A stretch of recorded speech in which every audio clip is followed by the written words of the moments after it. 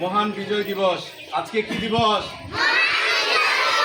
আজকে কি দিবস? মহান বিজয় দিবস।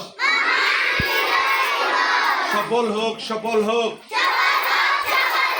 মহান বিজয় দিবস। মহান বিজয় দিবস।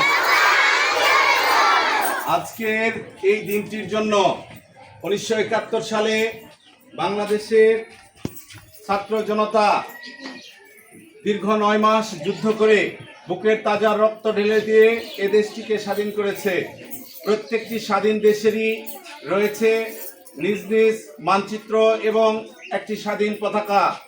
আমাদের লাল সবুজের পতাকা বিজয়ের প্রতীক বহন করে। আজকের এই দিনটির জন্য আমরা তিলেকপুর ব্রিগেডের পক্ষ থেকে সকল শহীদদের প্রতি শ্রদ্ধা জ্ঞাপন করছি।